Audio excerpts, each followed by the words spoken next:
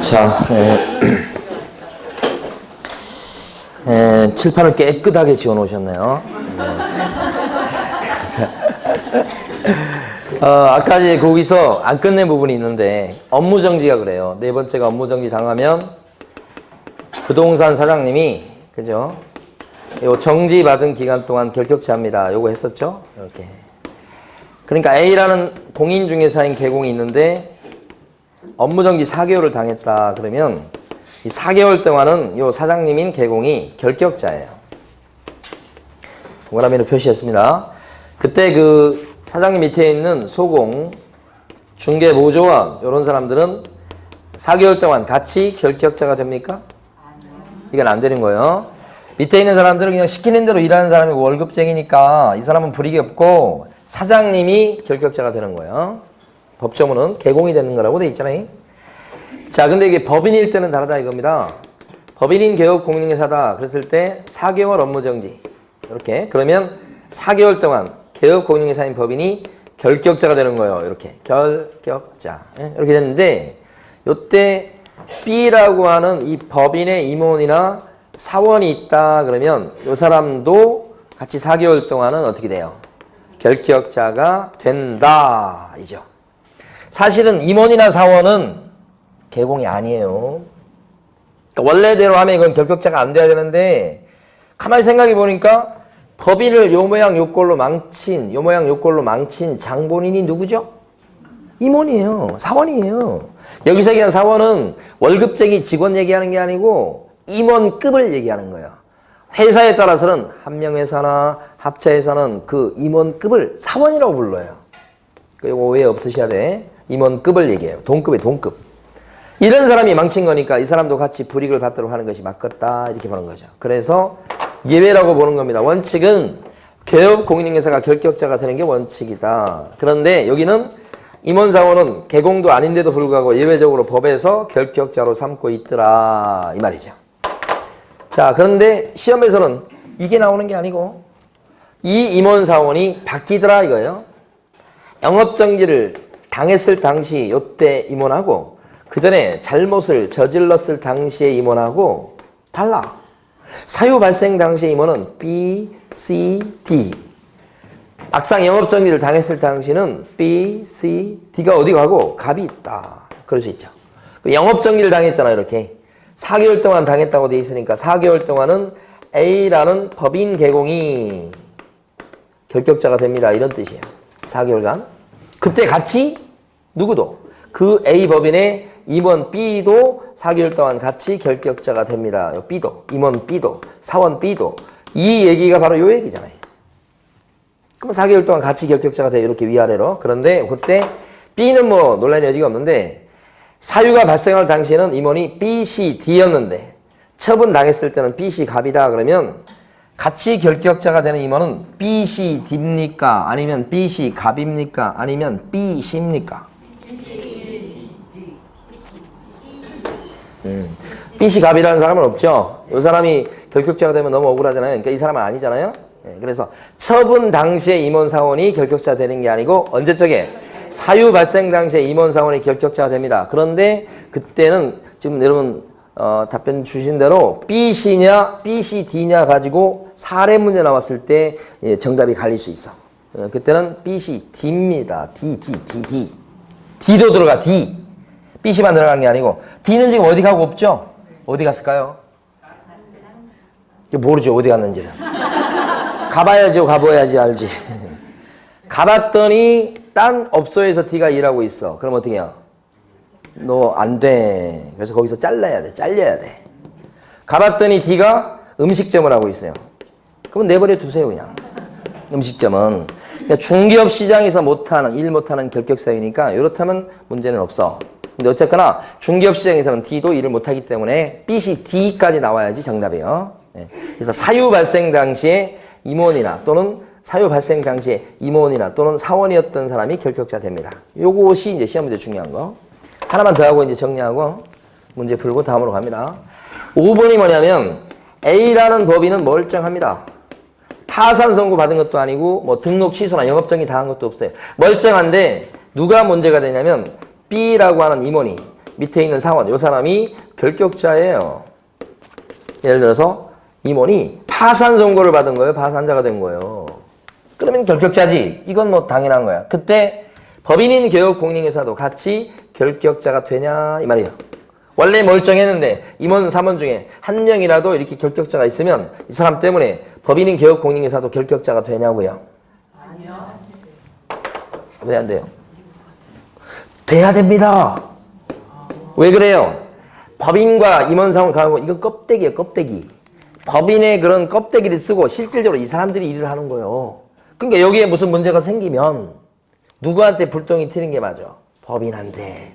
법인을 이러고 저러고 하는 사람이 이 사람이야. 그래서 결국은 법인과 임원사원은 한 통속이다. 같이 어떻게 보면 공동운명자. 여기도 보니까 법인이 이렇게 돼버리니까 이렇게 됐다, 이렇게 되게 만든 장본인인 임원사원도 같이 결격자가 돼서 이렇게 불똥이 튄 거, 여기 보이시죠? 불똥 튄 거? 여기도 불똥이 튀어야지, 이렇게. 그러면 여기가 법인인 개업공인회사가 결격자가 됐다, 이렇게 그렇게 취급하는 거예요. 그러면 이제 개공이 결격자 됐으니까 이 사람은 중개업 시장에서 내쫓아버려야 돼. 그 내쫓는 방법이 뭐냐면 등록 뭐예요? 취소거든. 법에 따르면 이런 경우 반드시 등록을 취소하게 돼 있어. 법인의 등록을 자르는 거예요. 그런데 문제는 이건 법인 자체가 결격자가 돼서 이렇게 된 게 아니고 임원이 결격자가 되는 바람에 불똥이 튀어서 이렇게 되는 거니까 이때는 즉시 등록을 취소하면 안 되고 무조건 2달은 참아줘야 돼. 관청에서 2달이 넘도록 요 문제가 발생한 임원, 요 사람을 안 자른다면 그때는 등록을 자르게 돼 있어. 법인의 등록을. 그러니까 2달 내에 만약에 요 사람을 자르죠. 그럼 법인은 다치지 않아요. 이렇게 된다고. 그러니까 2달은 참아줘야지. 만약에 이게 아니고 법인 자체가 파산 선고를 받았어. 그러면 그 다음날 바로 등록 취소해도 뭐요? 할 말이 없어. 근데 여기 불똥이 튀는 경우는 몇 달은 참아줘야 된다? 2달 이런 얘기지. 그 다음에 이제 마지막으로 지금까지 봤던 결격사에 해당되는 사람 중에 시험 보면서 부정행위 저지른 사람이 있을 수 있는데 자, 이 시험 부정행위자는 몇 년간은 시험을 못 봅니까? 5년간 못 본다고 지난주에 했었고 그렇지만 이 사람은 지금까지 본 결격사에 안 들어가 있죠. 그러니까 부정행위자는 결격자가 아니다. 이니까 시험 부정행위자는 중개업 시장에서 일을 할 수가 있다는 뜻이에요. 그러면 부정행위자는 중개보조로 일할 수 있겠네? 소공은요? 안 되는 게 직증이 없으니까? 그러면 이런 시험 부정행위자는 결격자 아니니까 일할 수 있는데 법인의 임원으로 일할 수 있을까요? 법인의 임원? 임원이니까 높은 사람인데 법인의 임원으로 일할 수 있지요. 왜냐하면 법인의 임원이라고 그랬을 때 법인 개공 임원요 다 자격증 갖고 있을 필요는 없잖아요. 3분의 1 이상만 증을 갖고 있으면 되니까 자격증 없는 사람도 임원이 될 수가 있다. 그죠? 그러니까 부정행위자니까 사람들이 좀 이상하게 보긴 하겠지만 그죠? 임원으로 일할 수 있습니다. 결격자 아닙니다. 부정행위자 결격자 아니라고요? 나왔을 때 무조건 결격자 아닙니다. 그런 것들이 몇 가지 있었죠. 자, 나온 대로 한번 생각을 해보면 외운 거 아니고 생각을 해보면 처음에 보니까 피특정 무조건 결격자 아니었죠. 회생 나왔죠. 회생 무조건 결격자 아니어서 그 다음에 선고유예 일반 사면 받아도 무조건 결격자가 아니죠. 그 다음에 또 하나 있었는데 과태료 물었을 때도 결격자가 아니다. 부정행위자도 무조건 100% 결격자가 아니다. 이렇게 하시는 거예요. 자, 근데 지금까지 봤던 결격사에 해당되는 12명은 시험은 볼 수 있겠나요? 시험 응시 됩니까? 미성년자 분명히 결격자 맞지요? 근데 시험 볼 수 있잖아요. 파산자도 분명히 결격자 맞죠? 파산자 시험 볼 수 있어요. 그죠? 그 다음에 집행유예를 받은 사람 결격자 맞죠? 집행유예 기간 동안. 근데 시험 볼 수 있어요. 이게 원칙이 원칙. 파산자 이 같은 결격자일지라도 시험 보는 데는 문제가 없어요. 그런데 유일하게 결격자에 해당되는 사람 중에서 딱 한 명은 시험을 못 보는 사람이 나와요. 누굴까요? 부정행위자는 결격자가 아닌데 그러니까 부정행위자가 나오면 안 되고 자격을 취소당한 사람은 3년 동안 결격자가 되는과 동시에 이 사람은 시험도 3년 동안 볼 수가 없어요. 이렇게 되죠. 이 사람만 유일하게 결격자면서 시험 못 보는 사람입니다. 예외적으로 원칙은 볼 수가 있다. 자, 교재를 정리하겠습니다. 교재에서는 어디 보시냐면 80페이지 가셔가지고 80페이지 가로 6번은 제목만 보시면 됩니다. 자격 취소 당한 양반은 몇 년 동안 결격자다 그런 뜻이에요? 3년요. 3년이 경과되지 않았을 때는 결격자. 가로 7번요. 자격이 정지된 자가 나옵니다. 가로 7번은. 그 정지된 사람은 정지 기간 동안은 결격자입니다. 그 얘기고요. 가로 8번 가보십니다. 가로 8번 첫 줄 가운데 보시면 등록 취소된 후 3년 나왔죠. 등록 취소당한 사람은 등록 취소한 때부터 몇 년간 결격자다. 3년 동안 결격자입니다. 그렇게요. 그런데 오른쪽 페이지 가보시면 오른쪽 페이지 제일 위로 가보시면 등록 취소가 돼도 결격 사유기간 3년이 안 붙여지는 경우가 있어요. 예외라고 지금 제목은 돼 있고 그게 우리가 암기할 때는 사기결혼. 아까 암기 안 했었나요? 그죠. 지금 하면 되죠 뭐. 사기결혼.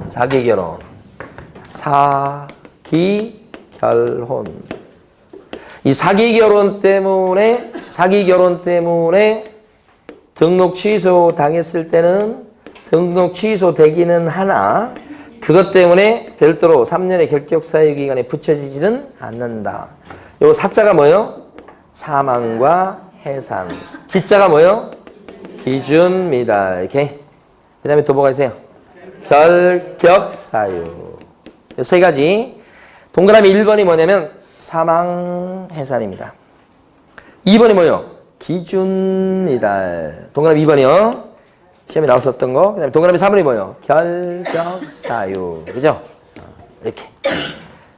세 가지 때문에 등록일자를 했을 때는 3년 안 붙는 거 기억하시고. 그 다음에 가로 9번 갑니다. 가로 9번. 중개사법을 위반해서 영업정지를 받고 폐업 신고한 자로서 업무정지 기간이 경과되지 않은 자는 결격자입니다. 그러니까 영업정지 받았어. 그런데 폐업했다고 손치더라도 받은 영업정지 기간이 끝나지 않은 상태에서 이 사람은 뭐예요? 결격자다. 그쵸? 근데 가로 안에 보시면 만약에 영업정지 받은 사람이 폐업을 하면 받은 영업정지 기간은 스톱이 될 것 같아요? 아니면 그대로 흘러갈 것 같아요? 보지 말고 고개를 들고 영업정지 3개월을 받았어. 한 달 만에 폐업을 했어. 할 수 있어. 폐업을 하면 받은 영업정지 기간이 2개월 남았죠? 그것은 그때 딱 멈추겠어요? 아니면 그래도 흘러가겠어요? 흘러갑니다. 진행된다고 써져 있어. 이해를 해보세요. 폐업에도 불구하고 진행된 것으로 본다. 그쵸? 그거 하나 좀 주의하시고. 자, 다음 페이지 가시면 가로 10번입니다. 공인중개사법을 위반해서 영업정지를 받은 개공이다.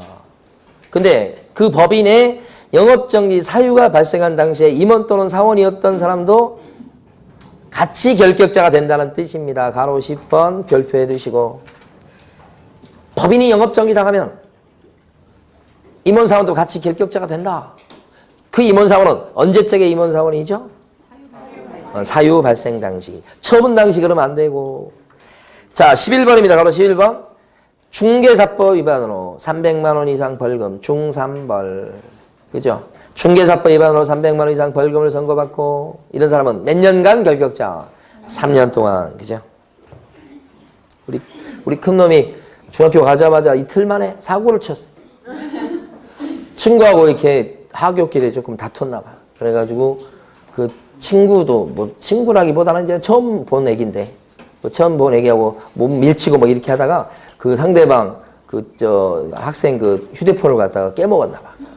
그래가지고 학교에서 전화 와가지고 빨리 저쪽 부모한테 가서 막 잘못했다고 하고 그 다음에 전화 드리고 그 다음에 보상해 주시라고. 그렇지 않으면 무슨 위원회가 열릴 수 있으니까 빨리 하라고 그래요. 저희 집사람이 놀래가지고 그냥 그랬다는 거 아니에요? 그래서 저한테 그때 요날 같아요. 요날. 전화가 문자가 왔다. 문자 왔나 뭐가 왔나 해가지고 빨리 전화 주라고. 저희 집사람이 더 놀래갖고 예. 올라가자마자 그런 일이 발생하니까. 예. 자, 중3벌 몇 년 동안 결격자? 3년 기억하시고요. 그 다음에 오른쪽 12번입니다. 가로 12번. 등록 결격 사유 중 어느 하나에 해당하는 자가 임원 또는 사원으로 있는 법인은 뭐다고요? 결격자. 이렇게. 그러니까 가로 12번은 누가 결격자가 된다는 얘기입니까? 결론적으로? 누가 결격자다? 가로 12번은 법인이 결격자다 이 뜻이에요. 누구 때문에? 누구 때문에? 임원 사원 때문에. 그죠? 사투리가 나오려고 그랬어. 간신히 잡았네. 임원 사원 때문에 법인이 결격자 된다고요? 예. 자, 뒤에 있는 문제 풀어보시고.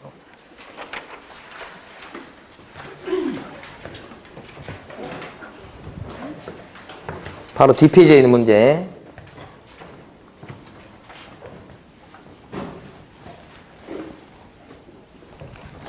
자, 기획본에 있는 피특정 후견은 무조건 결격자 아닙니다. 니은번에는 선고의 유예 나오면 너무 좋아요. 무조건 아니에요, 이것도. 디귿번은 집행유예 나왔죠. 이것도 좋아요. 왜냐면 집행유예 기간 동안만 결격자 이렇게 끝낼 사람이니까. 그 다음에 그러니까 디귿번 결격자. 리을번은 자격 취소당한 사람이죠. 그러면 몇 년 동안 결격자? 3년. 지났어요, 안 지났어요? 안 지났으니까 결격자죠. 그러면 디귿번하고 리을번이 결격자예요. 예, 자, 나눠드린 그 문제 중에 1번을 풀어보세요. 한 장짜리.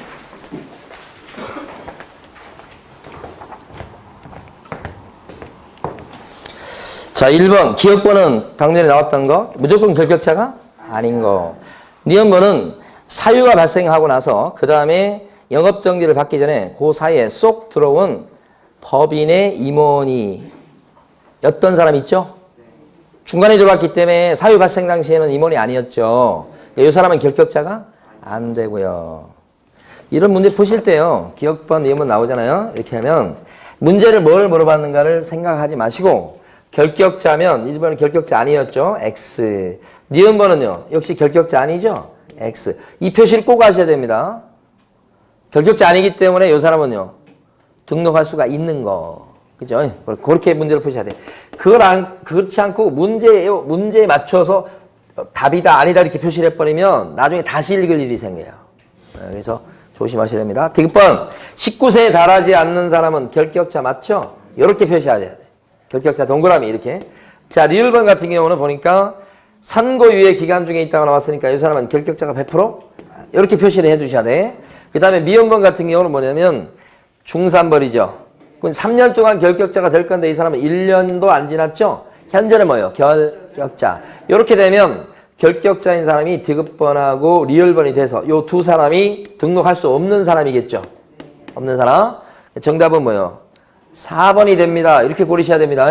결격사유 문제하고 금지행위 문제는 반드시 이렇게 푸셔야 돼. 앞에 표시하면서. 자, 이제 사무소로 갑니다. 사무소 빨리 가볼게요. 자, 86페이지입니다. 중개사무소 이렇게 하는 거예요. 설치. 자, 사무소 설치에 대한 큰 원칙은 여러분 잘 아실 거예요. 사무실은 2개 있으면 돼요, 안 돼요? 하나. 네, 그래서 교재 86페이지 제일 위로 가면 첫 줄에요. 개업공인중개사는 등록관청 관할구역 안에다가 사무실을 둬야 돼. 그러니까 광명시에 등록했죠. 그럼 광명시에다가 사무실을 둬야지 금천구에 두고 그러면 안 되는 거야. 등록한 데 사무실 두는 거예요. 그리고 그때 뭐요? 한 개만 둘 수 있다. 이렇게 돼 있죠. 그러니까 사무실 2개 두면 돼요, 안 돼요? 안 됩니다. 그 사무실 2개를 이중사무소 이렇게 부르고 이것은 설치 금지. 사무실이 있는데 또 사무실 내면 이건 법에 걸리는 거. 이중사무소 설치해가지고 걸리는 경우 가끔씩 있어요, 이거는요. 그래서 이거 걸리면 1학년 1반 형사처벌에다가 임의적 등록 취소 사유 이렇게 형사처벌 받고 임등치 사유가 된다는 거. 여기 처벌 조항이 중요합니다. 특히 임등치. 자, 그러면 이게 사무실이 1개인지 2개인지 보세요. 요게 길인데요. 여기 지금 A라는 개공이 사무실이 있어요. 근데 옆에 점퍼가 비어 있어요. 그래서 A가 이 점퍼를 얻어요. 그래가지고 여기가 비좁으니까 여기서 대기하는 장소로서요. 기다렸다가 여기서 이제 뭐 계약서 쓰고 이렇게 하는 건데 이렇게 A가 바로 옆에 점퍼 얻었으면 사무실 1개예요, 2개예요? 2개 봅니다. 2개로. 여기서 대기만 하는데요. 그걸 어떻게 믿어? 그러니까 일단 사무실 2개로 봐요. 근데 옆에 점퍼를 얻어서 벽을 확 터버리면 어떻게 되죠? 그건 1개. 그죠? 트다 말면 어떻게 되죠? 몰라. 실제 현장에 가면 트다 많은 경우가 가끔씩 있어. 중간에 문을 하나 내놔. 왔다 갔다 하면서. 갖가지 탈법적 행태가 꽤 많습니다, 사실은. 근데 이런 건 시험에 안 나오고, 그냥 간단한 거. 사무실 투개는 임등치다. 이렇게 알아두시고. 그 다음에 이것만 금지시키니까 사람들이 어떻게 하냐면, 사무실 여기 있는데, 응? 이게 지금, 저 구석지에 차박혀 있으니까, 이 사람이 거래가 활발한 지역에 가서 이렇게 파라솔을 쳐놓고, 여기 안 앉아있어. 여기 와서 A가 딱 앉아있어. 파라솔 치고. 여기서 뭐 파라솔 치고 노는 게 아니야. 영업하는 거야, 여기서. 자, 이랬을 때도 이거 뭐예요? 사무실은 아니지만 영업장소가 두 군데 나와서 이거 문제 있죠? 그래서 이걸 갖다가 규제하려고 법을 급히 만들었어요. 그게 임시 중개 시설물이라고 하고, 이것도 설치 금지예요. 이 임시 중개 시설물은 위하고 다른 게, 이건 움직이는 거. 그러니까 컨테이너 박스라든지 천막이라든지 파라솔 이거 얘기해요. 이런 안 움직이는 거. 근데 어쨌거나 영업장소가 두 군데 나오니까 법의 취지가 같죠? 1학년 일반에다가 무슨 등록 취소예요, 이거? 임의적 등록 취소예요. 임등치 알아두셔야 돼. 그런 내용이 가로 3번까지 지금 써져 있어요. 가로 3번 나온 거까지 봤습니다. 자, 그런데 여기서 벗어나는 거. 자, 두 번째. 예외가 있습니다. 사무실이 한 개가 아니고 여러 개다. 그래서 이걸 뭐라고 불러요? 예외. 어떤 계공이 사무실을 여러 개 가질 수 있나요? 법인인 개업 공인인계사가 그렇죠. 왜 그렇게 되나요? 분사무소를 낼 수 있죠. 분점을 낼 수 있죠. 분점, 지점. 그러다 보면 주된 사무소 있고 분사무소 있고, 그러니까 한 명의 계공인데 사무실이 여러 개 있을 수 있죠. 요거. 그럼 여기서는 이제 보면 누구냐면 여러분처럼 자격증 따서 혼자 오픈한 공인중개사인 계공은 분사무소를 못 내요. 시험에 몇 차례 나왔던 겁니다. 부칙 계공도 못 냅니다. 돈이 많아도 못 냅니다. 누구만 낼 수 있어요? 법인. 근데 법인일 때 요게 일반 법인 당연히 낼 수 있어요. 그런데 지역농협 같은 특수법인도요. 특수법인 뭔지 아시죠? 지역농협 같은 경우도 낼 수 있다는 것이 중요한 거지. 그래서 특수법인도 낼 수 있어요. 이렇게 되는 거지. 그래서 거기 지금 가로 1번, 네모 2번에 가로 1번 얘기가 나온 거고 설명드린 거고요. 둘째 줄 끝에 가면 법인이 아닌 개업공인인계사는 절대 분사무소 설치가 허용되지 않는다. 네모 2번에 가로 1번에 둘째 줄도 봤습니다. 특수법인은 설치할 수 있고. 자, 근데 설치할 때, 자, 7편 보십니다. 설치 기준. 분사무소 설치한다며 지금. 설치 기준이 세 가지죠. 뭐냐? 일단 주된 사무소 있는 데는 무조건 빼셔야 돼. 응. 광명시에 주된 사무소가 있어. 그럼 광명시에다가는 분사무소 못 내겠죠? 그 얘기고, 그때 낼 때 시, 군구별로 한 개씩만 낼 수 있다. 이렇게 되는 거니까. 한 개씩 낼 수 있다. 이렇게 되는 거니까. 만약에 광명시에 본점, 주된 사무소가 있습니다. 그러면 과천에다가는 뭐예요? 낼 수 있고. 대신 과천에다 두 개는 못 냅니다. 자, 세 번째는 그 분사무소에다가 누구를 앉혀놔야 되느냐. 책임자를 앉혀놔야 된다. 왜냐면 분사무소 나름대로 계약서 써주고 중개활동을 할 독자적인 영업장소예요. 그러니까 거기도 계약서 써줄 사람 필요하죠? 그게 누구예요? 책임자. 주된 사무소는 누가 계약서 써주죠?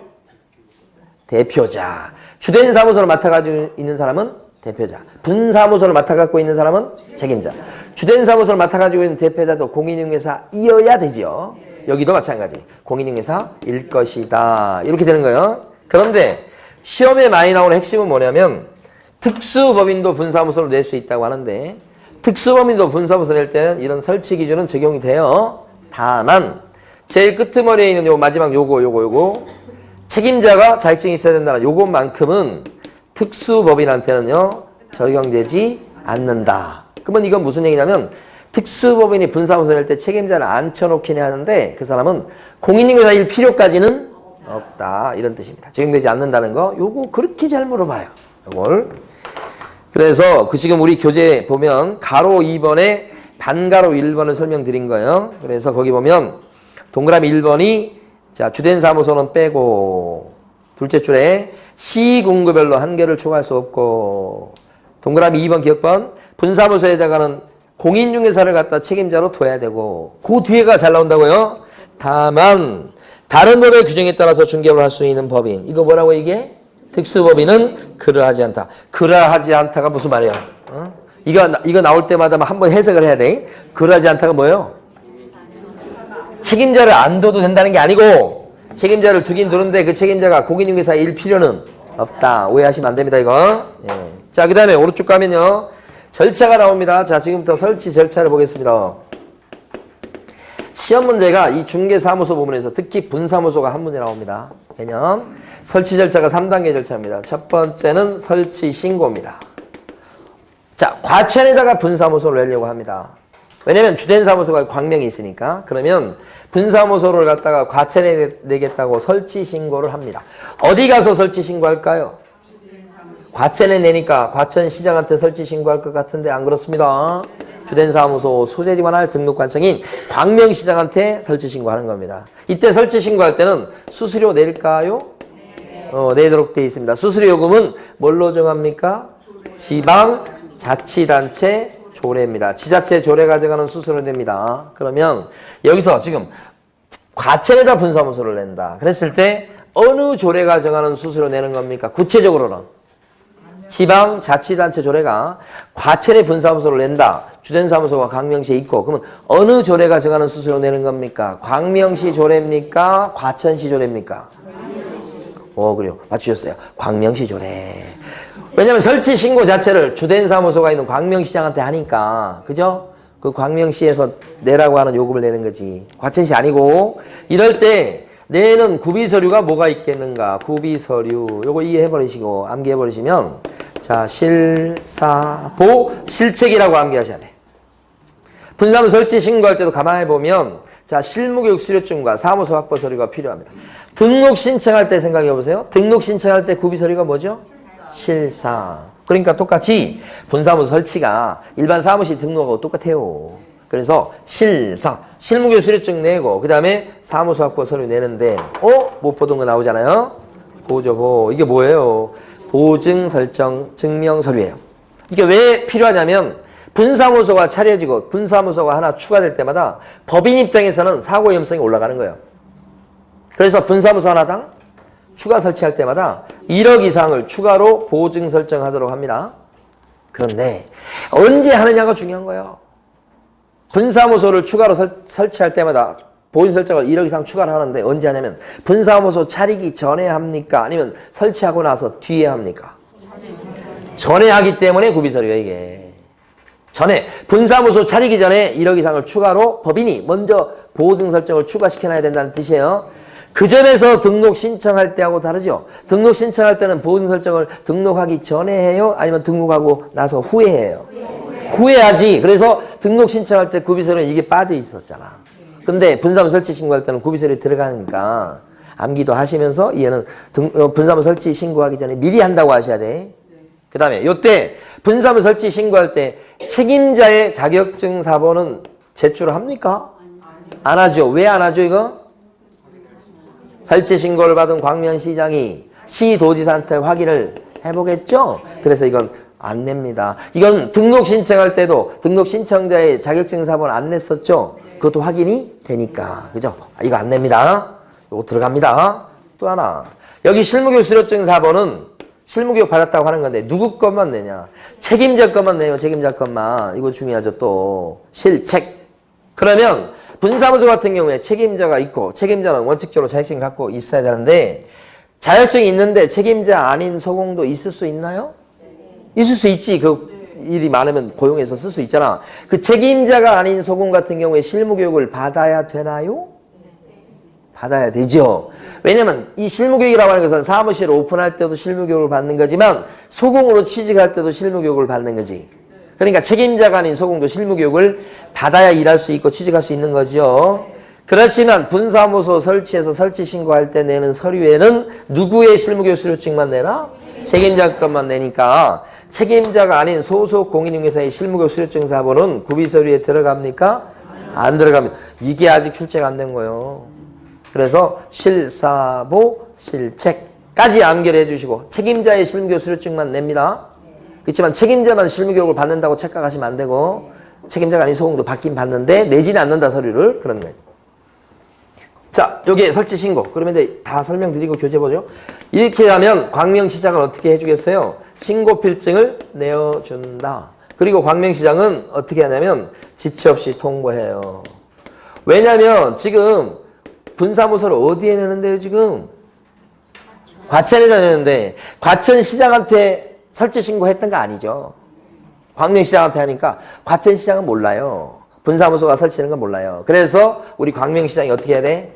신고필증 주고 나서 설치 예정 지역을 관할하는 시장군수구청장인 과천시장한테 뭐요? 재빨리 알려준다. 거기다 분사무소 낸다. 이렇게 알려주는 거예요. 통보. 그죠? 그런데 요 광명시장은 통보를 한 군데 더 하는데 통보? 어디에 통보할까요? 협회 통보하죠. 협회에다가. 우리 지난주에 마지막에 암기할 때 협회 통보사항 해가지고 6개를 암기했었어요. 이분 등은 고행으로 회였습니다. 할 때 분자가 뭐예요? 이분 등 할 때 분. 분사무소 설치 신고해요. 이거. 그러면 관청은 신고필증을 주고서 어디에다 통보해라? 협회. 협회에다 통보할 때는 지체 없이 통보하는 거 아니죠? 언제까지 통보해요? 다음 달 10일까지 통보다. 이렇게 되는 거지. 다음 달 10일까지 통보하세요. 여기가 분사무소 설치하는 절차. 그죠? 교재에서 보시면 87페이지에서 반가로 2번이 있습니다. 중간 정도에. 그래서 설치 신고인데 동그라미 1번이 설치 신고를 의미해요. 그래서 보면 둘째 줄에 보면 지방자치단체 조례 가져가는 수수료 납부해야 되고요. 자, 그 다음에 셋째 줄 보면 어디에 가서 설치 신고한다고 셋째 줄에 나와요? 주된 사무소 소재지 관할 등록관청에 설치 신고. 그때 내는 서류가 실사보 실책이라고 암기하시라고 그랬어요. 그래서 1번 같은 경우는 책임자의 실무교육수료증 사본이에요. 그래서 실자입니다. 1번이 실자. 2번이 뭐예요? 보증서류입니다. 보증서류. 보자죠?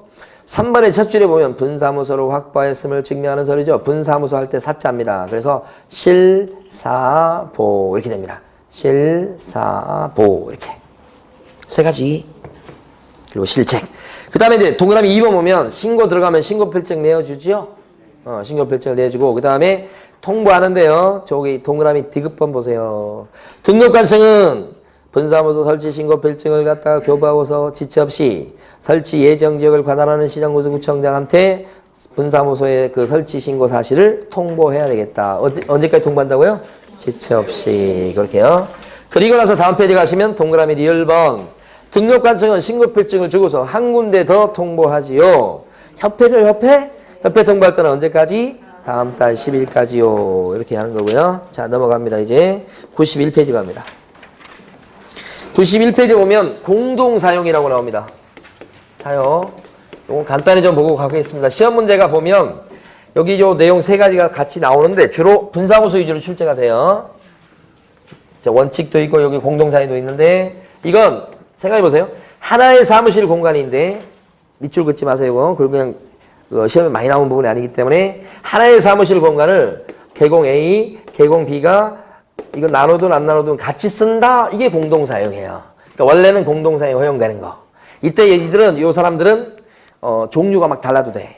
그러니까 이 사람은 A가 공인 개공이에요. 여기 B는 부칙 개공이에요. 부칙 개공 누군지 아시죠? 복잡한 할아버지. 그래도 같이 쓸 수가 있고 C는 또 뭐예요? 법인이에요. 법인. 법인 개공. 그래도 같이 쓸 수가 있죠. D는 분사무소에 분사무소 D는 그래도 같이 쓸 수 있죠. 2명 이상의 개공이 같이 쓰는 거예요. 다만 이 분사무소는 D 분사무소는 C 법인의 분사무소여서는 안 되죠. 그 다른 법인의 분사무소일 때 가능하다 이런 뜻이고 이렇게 되면 이 사람들은 사무실 공간을 같이 쓸 뿐이지 별개의 부동산 사장님들이야. 그래서 이 사람들은 개업 고객님으로서의 의무나 책임은 각각 지는 거예요. 그래서 도장 등록하는 것도 뭐예요? 따로 중개사고에 대비해서 보험에 드는 것도 따로 사무실에 막 게시하고 걸어두는 것도 따로 각각 사고 냈을 때 배상 책임도 따로 사무소 이전할 때도 따로 그죠? 그래서 별개의 개공이기 때문에 각각 의무와 책임을 진다는 뜻이에요. 그럼 이렇게 어떻게 뭉칠 수 있냐? 뭉치는 방법은 별것도 아니에요. 그냥 A 혼자 쓰고 있었는데 B라는 자격증 갖고 있는 사람이 어떻게 하냐면 A한테 승낙을 받아내갖고 여기요 절반 정도를 빌려서 이렇게 신규 오픈을 한다고 신규 오픈한다. 그러면 신규 등록 끝내면 어떻게 돼요? 같이 쓰네 이렇게 돼. 다른 점은 A가 오케이 해줘야 돼요. A가 뭐 얘기도 안 했는데 막 밀고 들어오면 안 되고 A가 승낙 이렇게. 반대로 이제 어떤 것도 있냐면 요 B가 사무실 운영하는 개공이었는데 A의 승낙 얻어갖고 요렇게 이사 와요, 이사. 그래서 이전 신고해요, 이전 신고. 이전 신고 끝나면 이 공간은 어떻게 돼? A하고 B가 같이 쓰더라 이런 얘기죠. 예, 그러니까 같이 쓰는 방법은 가만히 보니까 별것도 없어. 그냥 뭐요? 뭐 이사 오거나 신규 오픈하거나 해서 같이 쓰는 거예요. 별것도 아니죠. 자, 시험은 지금부터요. 공동 사용이 지금 원칙은 되는데 안 되는 경우가 나와요. 이게 어떤 경우냐? 한마디로 얘기하면 업무 정지 기간 중에 있는 개공일 때는 공동 사용 안 돼. 여기를 좀 이해하셔야 돼. 그러니까 A가 지금 영업 정지를 당했어. 업무 정지 5개월이야. 이렇게. 5개월 동안 일을 못하니까 큰 불이익을 받는 거예요. 그런데 A가 꾀를 내죠. B는 자격증만 땄지 놀리고 있는 사람이에요. 그러니까 이 사람한테 얘기를 하죠. 자, 내가 일을 가르쳐 주겠다. 내 사무실도 절반 정도 공짜로 빌려주겠다. 여기다 신규 오픈을 해라. 내가 거기에 대해서 등록하는 거에 대해서 승낙해 줄게. 그래서 나랑 여기서 같이 하자. 일 다 가르쳐 줄게. 대신 내가 이제 얘기를 하면 가끔씩 도장은 좀 하나씩 빌려주라. 그렇게 얘기하면서 끌어들이는 거예요. 그러면 이렇게 공동 사용이 되면 B의 도장을 가지고 A가 영업정지 기간 중에 있습니다만은 B의 도장을 찍어가면서 A가 일을 해버릴 수 있죠. A가 돈을 벌어갈 수 있죠. 그죠? 그래서 이걸 막기 위해서 영업정지 기간 중에 있다면 B가 이렇게 신규 등록하네? 생각이 있었네? 소용없어. 등록 안 받아줘. 관청에서. 이제는 눈치를 채갖고 안 받아준다고. 옛날에는 영업정지 받을 때 그걸 피해 나가기 위해서 어떻게 했냐면 영업정지 받은 사람이 이렇게 생각해가지고 이렇게 끌어들여가지고 공동사용 실제 자기가 일 다 하면서 그런 경우가 있었기 때문에 그걸 막기 위해서 이렇게 하는 거예요. 두 번째는 B라는 사람이 사무실을 갖고 있는 사람인데 오픈하고 등록된 개공이요. 그런데 혼자 쓰고 있었지. 근데 영업정지 기간 중이야. 그러니까 A하고 B가 조금 이제 친한 사이야. 그러니까 A가 B한테 나 승낙해 줄 테니까 이쪽으로 이사 와라. 나랑 같이 쓰자. 응? 일 가르쳐 줄게. 나 다 잘해 줄게. 나 공짜로 빌려 줄게. 대신 도장만 조금씩 빌려줘. 이렇게 하는 건데 이것도 법에서 뭐예요? 허용하지 않아요. 그러니까 영업정지 기간 중에 있는 개공이라면 이 신규 등록이나 이전 신고를 통해서 한 사무실을 같이 쓸 수가 있어요, 없어요? 없다. 이렇게만 법을 만들어 놓으면 또 머리 좋은 사람이 또 이렇게 할 거라고. A라는 사람이 개공인데 업무 정지 기간 중에 있어. 끌어들여서는 안 된다고 그러잖아, 지금. 승낙해도. 그러니까 B라는 멀쩡한 개공이 있지. 그러니까 지금 자기가 아쉽죠? 자기가 갑니다.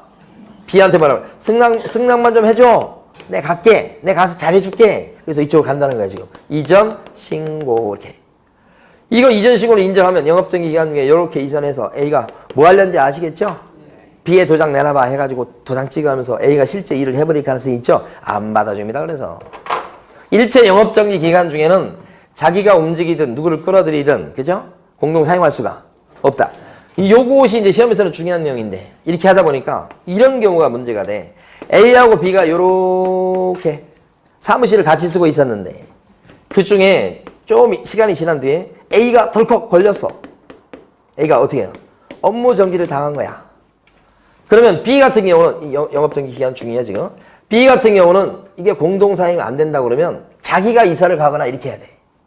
아니면 B가 이사를 가주면 뭐 괜찮은데. 근데 B가 이사 안 가고 거기서 버티면 어떻게 돼?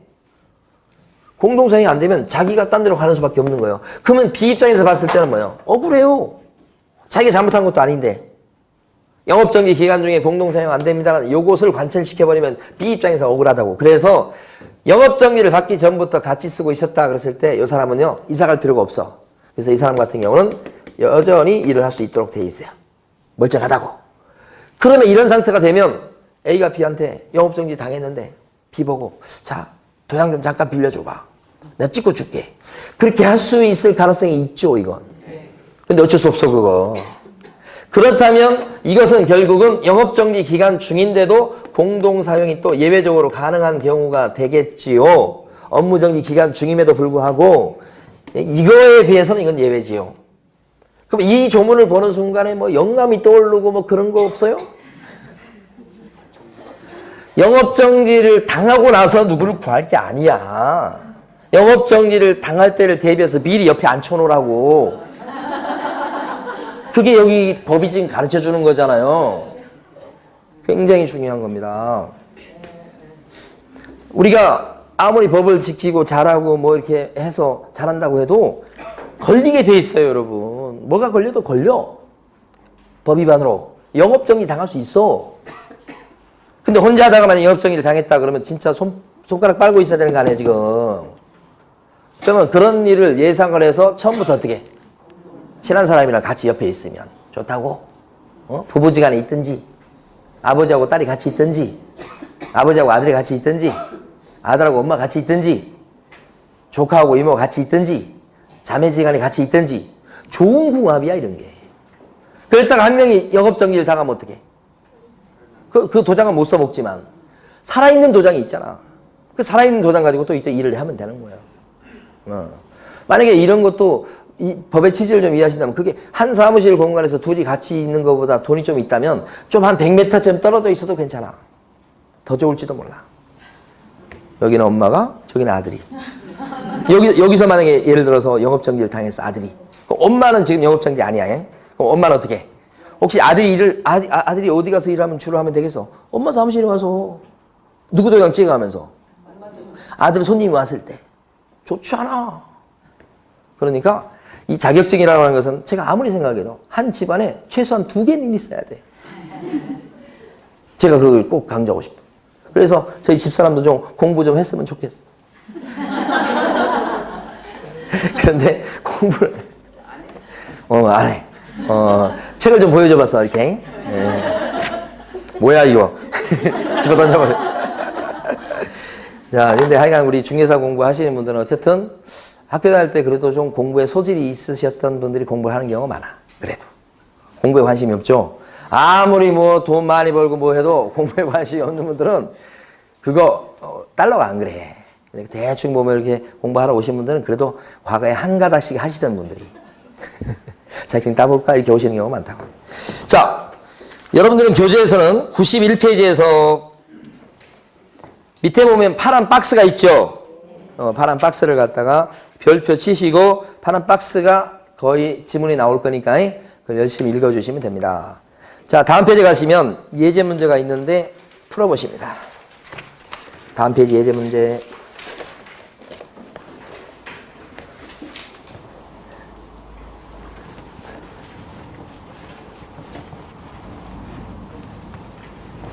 자, 기억번은 특수법인 얘기합니다. 특수법인 같은 경우 분사무소에다가 책임자를 두긴 둬야 돼. 그러나 책임자가 공인중개사일 필요는 없다는 거죠. 그래서 X. 리언번은 분사무소 설치 신고는 어디 쫓아가서 한다고요? 그렇죠. 맞죠. 그러니까 디귿번은 설치 신고를 받은 등록관청은 적합했을 때 국토부령이 정하는 바에 따라 신고필증을 교부하고 내어준다. 그 뜻이죠. 신고 들어가면 신고필증 교부. 맞습니다. 리얼번은요. 설치 신고할 때 구비서류를 어떻게 암기했어요? 실사보 실책. 거기에 법인 등기사항 증명서 있어요? 없어요. 법인 등기사항 증명서는 자격증처럼 등록관청이 확인을 할 수가 있어요. 그래서 법인 등기사항 증명서는 구비서류에 들어가지는 않습니다. 이렇게. 그러니까 여기서 옳은 것은 뭐예요? 니은? 디귿. 정답은 3번이죠. 오늘 나눠드린 자료 중에 2번 풀어보시고 2번.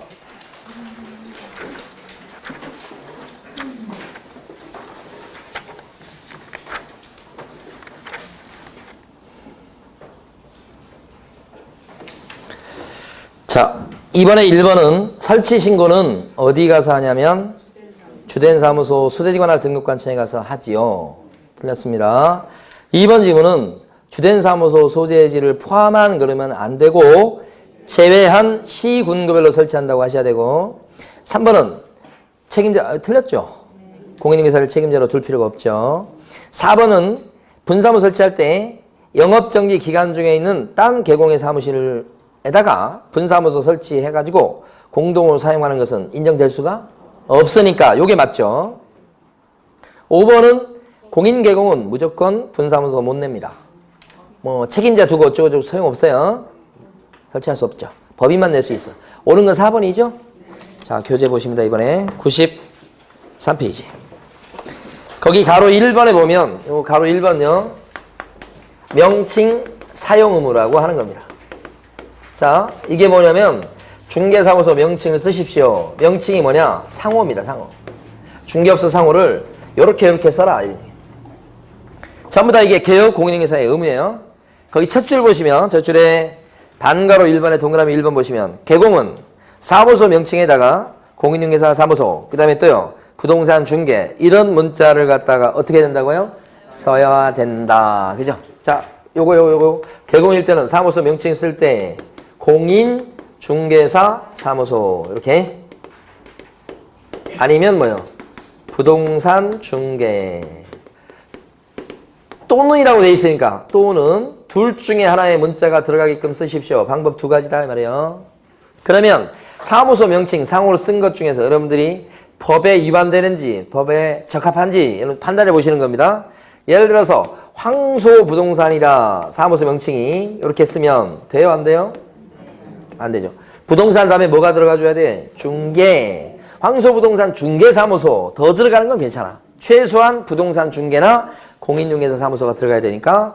자, 두 번째 행운 공인중개사 이렇게 쓰면 됩니까 안 됩니까? 이것도 안 되는 거. 뒤에 뭐가 들어가야 돼?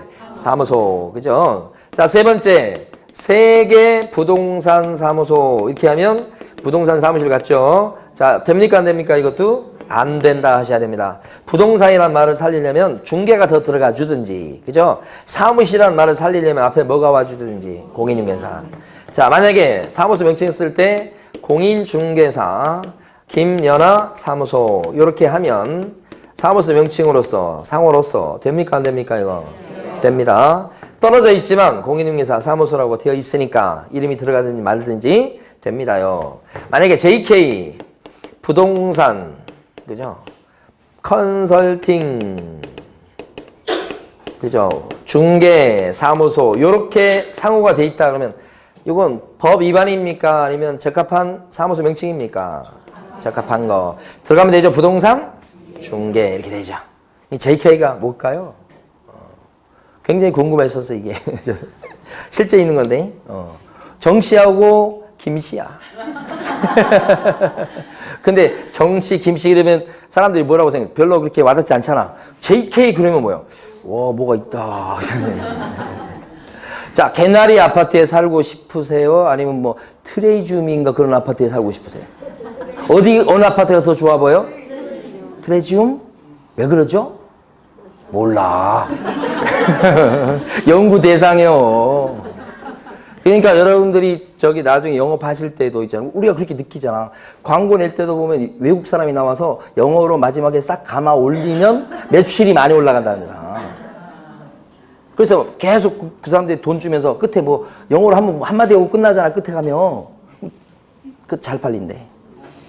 그거 안 했을 때보다. 그 사람 심리요. 사람은 이게 완벽한 그런 이성적인 존재가 아니에요. 감성이 더 앞서. 가만히 보면. 예. 그래서 여러분들 그런 것 나중에 자격증 따신 뒤에 심리학을 공부하셔야 돼. 그럼 뭐 제대로 공부한다기보다 영업하신 분한테 들어야 돼. 영업 잘하시는 분한테 그걸 전수 받으셔야 돼. 이런 게 이딴 게 중요한 게 아니야.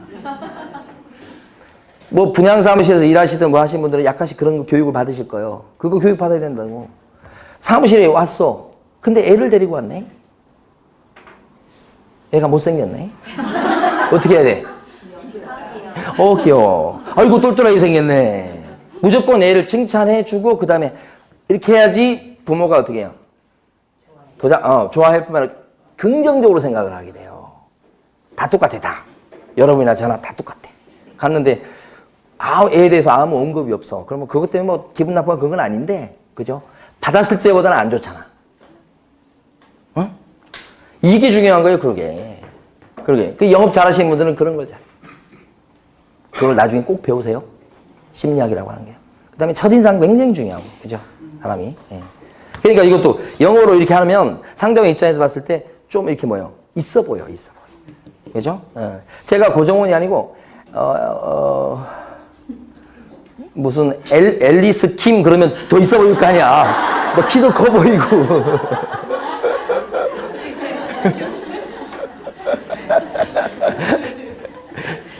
중요한 거.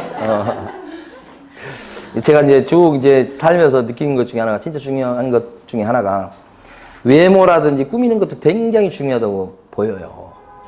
제가 못해서 그런데 근데 그건 지금 지나가놓고 보면 우리 애들한테는 그걸 교육을 꼭 시킬 거예요. 너 무조건 대학교 가면 무조건 차 뽑고. 차가 있어야 돼. 그럼 연애도 못해. 차 뽑고 옷도 종으로 쫙 입고. 그 다음에 뭐 화장품도 바르는 거 잘 바르고. 그거 교육시키고. 그 다음에 저희가 지금 자라면서 제가 한이 됐던 것 중에 하나가 뭐가 있냐면 저희 부모님이 저한테 절대 거짓말 하지 마라고. 거짓말하면 그건 나쁜 사람이라고. 거짓말하면 절대 안 된다. 저희 아버님은 지금까지도 그런 말씀하셔요.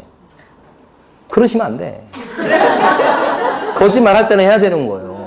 제가 이제 나이가 이 정도 되니까 지금은 거짓말이 술술 나와. 그래가지고 저희 집사님 가끔씩 카톡 안 하거든요. 카톡을 저한테 보낼 때가 있어. 그것도 사진을 찍어서. 그럼 어떻게 해야 돼? 그렇지. 마음에도 없지만 이쁘다. 사랑한다. 우리 이런 메시지를 받고 싶은 거 아니야 지금. 그걸 모르고 살았어요 저는. 이 나이 되도록까지.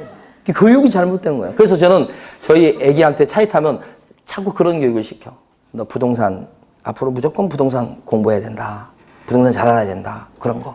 그래서 저희 큰아들은 가끔씩 이렇게 다니다 보면 저 아파트 얼마야 물어볼 때도 있고. 대충 얘기해 주는데 그런 식으로 부동산에 대해서 관심 갖도록 하고 그 다음에 뭐야? 잘 꾸미도록 자기를. 응? 아빠는 이미 버렸지만. 그게 어렸을 때 그런 교육이 돼 있는 것과 안 돼 있는 건 차이 난다고 보여요. 저 무슨 얘기 하다가 여기까지 왔어요? 명칭? 앨리스고. 앨리스가 좀 안 맞는 것 같네. 여성인 것 같아. 자, 그 다음에 동그라미 2번에 보면 부칙개공이잖아. 부칙개공. 예. 이 사람은 차이가 뭐예요? 자격증 없죠? 그러니까 여기는 공인중개사 사무소라고 쓰면 된다는 거야, 안 된다는 거야, 이거. 쓰지 말라고 그러고 있잖아. 이렇게 쓰면 안 돼 라고 돼 있잖아, 지금. 니은번에. 그러면 이걸 뒤집어 얘기하면 어떻게 쓰란 얘기요? 이게 출제될 것 같아, 밑에 게. 이거 이렇게 쓰면 안 돼 라고 한 것은 다 알아, 이제. 그러면 어떻게 쓰라고? 부동산 중개라는 문자가 들어가게 쓰라고요. 법조문에는 그렇게 대놓고 나와 있지 않은데 이 말은 뭐요? 이렇게 쓰란 얘기요. 그래서 동그라미 니은번 기억을 해 두시고.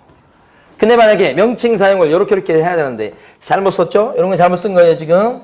그러면 제재를 받겠죠? 제재가 뭐예요? 100만 원 이하의 과태료. 과태료니까 싸게 맥히는 거예요. 그런데 사무소 명칭을 써놓은 게 요게 간판이면 어떻게 될까? 간판에다가 황소부동산이라고 써놨어. 사무소 명칭을 잘못 썼네. 어디에 썼어요? 간판. 간판에다 이렇게 잘못 써놨네. 그러면 이건 잘된 간판이요? 잘못된 간판이요? 잘못된 간판. 그 잘못된 간판이다. 그렇게 되면 자, 그때는 법 위반 간판이라는 뜻이야, 이게. 그때는 뭐요? 등록관청이 철거 명령을 내릴 수 있고, 그리고도 자진 철거 안 하면 뭐 들어가? 대집행 들어간다. 자진 철거 안 하면 뭐요? 대집행이다. 이렇게 되는 거예요. 잘못된 간판, 그러면 여기 한 세트요. 근데 이걸 이렇게 잘못 썼는데 이게 간판이 아니야. 그죠? 뭐 전단지라는데 간판이 아닐 때는 밑에 요 빨간 건 안 들어가요. 그냥 백과하고 끝납니다. 간판일 때만 이렇게 되는 거예요. 잘못된 간판 기억하시고. 자, 그 다음에 밑에 가시면 반가로 2번. 개업 공인중개사 아닌 자가 만약에 공인중개사 사무소, 부동산 중개 또는 이와 유사한 명칭을 썼을 때는 법 위반입니다. 예, 그래서 자, 요쪽 일단 써보도록 하지요. 예. 뭐냐면 저건 개공은 저렇게 쓰라는 얘기고, 개공 아닌 자가 만약에 공인중개사 사무소, 부동산 중개 또는 그와 유사한 명칭을 썼다. 이렇게 되면 그때는 형사처벌입니다. 1년 이하의 징역이나 1천만 원 이하의 벌금. 그쵸? 근데 이때도 가만히 보세요. 만약에 개공 아닌 사람이에요. 그런데 공인중개사 사무소라고 썼어요. 그럼 1항 1간이죠? 근데 공인중개사 사무소라고 간판에 썼어요. 간판에. 그러면 이 사람은 이 간판은 잘된 간판이요? 잘못된 간판이요? 잘못된 간판. 그 잘못된 간판은 철거 명령 대상이 되지요. 자진 철거 안 하면 뭐 할 수도 있다? 대집행할 수 있다. 최근 시험에서 잘못된 간판에 대해서 지문에 많이 나와요. 지금 2개 설명드렸습니다. 잘못된 간판. 자, 넘기시고. 이번에는 5개 광고물의 설치라고 되어 있는 부분입니다. 요거 가로 2번은요. 자, 보세요. 이게 간판 실명제라고 여러분들이 이해하셔야 돼. 간판 뭐요? 실명제다. 이렇게 써두셔야 돼. 간판 실명제라고 제목 옆에 써서 적어 놓으시고, 이건 가만히 보면 간판에 이름 적으시오 이런 뜻이요. 자, 그러면 이 간판은 어떤 간판이냐면 가로형 간판, 그 다음에 세로형 간판, 주로 가로형 간판이 많죠. 그 다음에 돌출 간판, 그 다음에 또 어떤 간판이요? 옥상에 있는 간판. 이렇게 네 가지 간판에만 이름 적는 거예요. 네 가지 간판. 그래서 밑에 그 저기 가로 2번에 동그라미 2번에 셋째 줄 보시면 나오죠? 가로형, 세로형, 돌출, 옥상. 네 가지 간판만 이름 적는 거니까 조심할 게 모든 5구의 광고물에 이름을 적는다. 그러면 틀리는 겁니다. 네 가지 간판만 이름 적는 거예요. 그 다음에 또 이름인데요. 이름은 어떤 이름인가? 요거 이름은 자 법인 간판일 때는 누구 이름을 적고요? 대표자 이름. 그죠? 분사무소의 5개 광고물, 분사무소의 간판일 때는 책임자의 성명을 표기합니다. 이런 것이 그 위에 보시면 동그라미 1번에 둘째 줄, 셋째 줄에 나옵니다. 동그라미 1번 위에 둘째 줄, 셋째 줄에 나온 거. 요 두 가지 하시면 돼. 근데 여기서 시험도 나오는 게 뭐가 나오느냐. 분사무소 간판만 계속 나와요. 자, 분사무소의 5개 광고물에 누구의 이름을 적는다? 책임자. 그런데 시험에서는 대표자 이름 적는다고 잘 나와요. 대표자가 아니고 뭐요? 책임자. 자, 법인일 때는 누구? 대표자. 분사무소일 때는 누구? 책임자. 그래서 요거 알아두시면 되는데 만약에 간판 실명제를 어겼죠? 그럼 제재를 받겠죠? 어떤 제재를 받습니까? 그러면 100만 원 이하의 과태료. 그렇죠? 그리고 간판 실명제를 어겼다는 얘기는 그 간판은 잘된 간판이요? 잘못된 간판이요? 이건 무조건 잘못된 간판이겠죠? 그러니까 이때는 뭐가 나오냐면 철거명령 대상. 이때는 무조건 나옵니다. 무조건. 잘못된 간판이니까 이게. 간판 실명제를 어긴 간판은 잘못된 간판. 철거명령. 자진 철거 안 하면 뭐예요? 대집행. 어느 법에 따라 대집행하냐? 그러면 행정 대집행법이라고 이런 것도 알아두셔야 돼. 시험에 나왔었어요. 행정 대집행법에 따라서 뭐예요? 대집행. 지금 잘못된 간판이 지금 보니까 3번 나왔네요. 3번 나왔어요. 여기 한 번 나왔고 여기 나왔고 여기는 무조건 잘못된 간판이 나오게 돼 있어요. 여기도 한 번 나왔고 그죠? 네. 자, 그 다음에요. 밑으로 가시면 반가로 2번 있죠. 개공 아닌 자가 뭐 설치 불가라고 되어 있는 거 있죠. 자, 이게 뭐냐면요. 개공 아닌 자는 여기 보면 공인중개사 사무소 부동산 중개라고 쓰면 안 되죠. 요 얘기입니다. 개공 아닌 자가 요거 썼다 그러면 어떻게 돼요? 1학년 일반. 그 얘기 하는 겁니다. 지금 반가로 2번이 갑자기 그게 나왔네요. 앞에서 제가 설명드려버렸습니다. 요거 할 때 설명드렸습니다. 요거 할 때 저쪽 가서 요거 아닌 자가 쓰면 1학년 일반. 나가서 간판에 써놓은 것일 때는 잘못된 간판이니까 요것도 된다까지 설명드린 거예요. 사실은. 예. 자, 그 다음에 오른쪽 가시면 가로 3번 갑니다. 이제 중개 대상물에 대한 표시 광고예요. 표시 광고? 표시 광고 보도록 합니다. 가로 3번. 얘 2번하고 3번 잘 구별하셔야 돼. 표시 광고다. 이렇게. 여기까지 하고 싶까요? 표시 광고는 광고지를 생각하셔야 돼. 광고 전단지. 요것은 간판이에요. 간판. 광고지는 표시 광고는 개업 공인중개사만 광고를 낼 수 있어요. 개공만. 의미 있어요. 개공만 광고 낼 수 있으니까 중개보조원이나 소공은요. 광고를 낼 수가 없다더라 이렇게 되는 겁니다. 누구만 광고 낼 수 있고요?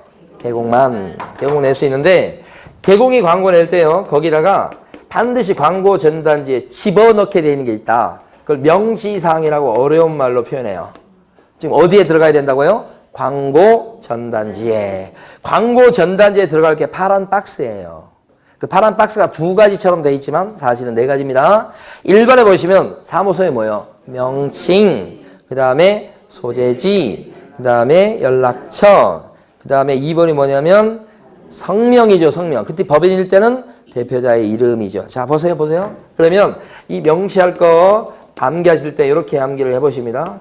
이름표입니다. 성명, 이소연 이렇게 암기하시는 거예요. 그럼 이게 뭐냐면 성이 뭘까요? 성명입니다. 진짜 이름. 법인일 때는 대표자 이름. 명자는 뭐요? 명칭 이렇게 되고. 이자는 이건 아니군요. 제가 잘못했습니다. 이자 아니에요 이거. 네. 그 다음에 소자가 뭐예요? 소재지 이렇게 돼. 소재지니까 요거 주소죠. 연자가 뭐죠? 연락처. 자, 구별할 게 있습니다. 간판에는 뭘 적으라고요? 이름. 광고지에는 네 가지나 돼. 성명, 이소연 이렇게 되죠. 그러니까 만약에 간판에다가 여기 광고지에다가 연락처를 빼먹었네. 안 적었어요? 그러면요 법 위반이죠. 제재를 받겠죠. 그 제재가 뭐예요? 백과입니다. 100만 원 이하의 과태료 끝이죠. 이건 간판이 아니기 때문에 이것은요 철거 명령이나 대집행이 나올 수가 없어요. 순수하게 광고지만 생각하셔야 됩니다. 사실은 간판도 광고 목적이에요. 솔직히. 그런데 간판은 여기 안 들어간다는 얘기요. 간판은 따로. 그죠? 그러면 간판에 이름을 적도록 돼 있어요. 그럼 간판을 갖다가 안 달면 법 위반입니까? 자, 꼭 적어 놓으십니다. 왼쪽 페이지 보면 5개의 광고물 설치라고 돼 있죠. 옆에 간판 실명제라고 돼 있죠. 여기다가 설치 의무가 없다라고 꼭 적으시고. 간판에 설치할 의무가 없어. 왼쪽 페이지입니다. 제일 위에. 설치할 의무가 없으니까 간판을 안 달았어. 그럼 법 위반이 아니야. 간판을 달았어. 달 수도 있어. 간판을 달았다면 간판에는 반드시 뭐가 들어가야 돼? 이름이 들어가야 된다는 얘기야. 그러니까 제가 요게 부동산 사무실이요. 부동산 사무실. 그런데 여기 간판 안 달았어요. 그래도 부동산 사무실인데 안 달고 해요. 그래도 법 위반 아니에요. 자, 그런데 부동산 사무실이에요. 간판 달았어요. 간판에다가 여기다가 크게 이렇게 씁니다. 김연아. 법 위반이에요? 아니에요? 간판 달았는데 이제. 아니죠. 여기 전화번호나 상호 같은 거 안 들어갔는데 괜찮겠어요? 괜찮단 말이에요. 간판 그러면 뭐만 들어가면 돼? 법상. 이름 들어가면 오케이. 법에 어긋나는 게 없어요. 상호라든지 연락처 같은 게 보통 들어가지만 들어가야 될 의무는 없다는 거예요. 간판에는. 이렇게 이름만 콱 써도 괜찮다고. 그죠? 조그맣게 써도 괜찮고. 근데 광고지 그러면요. 이게 더 복잡하네. 광고지에는 4가지가 들어가야 되죠? 성명, 명칭, 소재지, 연락처 이렇게 들어가야 되고요. 그러면 하나만 더 보고 쉬는 거 진짜로 개업 공인중개사만 광고 낼 수 있다며 지금. 그죠? 그러면 개업 공인중개사 아닌 사람이 개공 아닌 사람이 만약에 표시 광고를 하면 그때는 아닌 자가 광고했기 때문에 크게 처벌받습니다. 1년 이하의 징역이나 1천만 원 이하의 벌금이겠죠. 이렇게 크게 처벌받아요. 아닌 자가 광고를 냈기 때문에. 그렇죠? 그때는 1학년 일반으로 처벌받겠다 이런 얘기죠. 표시 광고를 아닌 자가 하게 되면. 그러니까 시험에서는 아닌 자가 뭐 했다는 얘기 나오면 전부 다 1학년 일반이에요. 이때는 철거명령, 철거 얘기 나올 리가 없죠. 간판 아니라고 생각하셔야 돼요. 광고지라고 생각하셔야 돼요. 거기에 지금 밑에 있는 반가로 2번 얘기입니다. 그렇죠? 자, 그 다음에 자, 쉬도록 하겠습니다. 사무소 이전 넘어갑니다, 이제. 잠깐 쉽니다.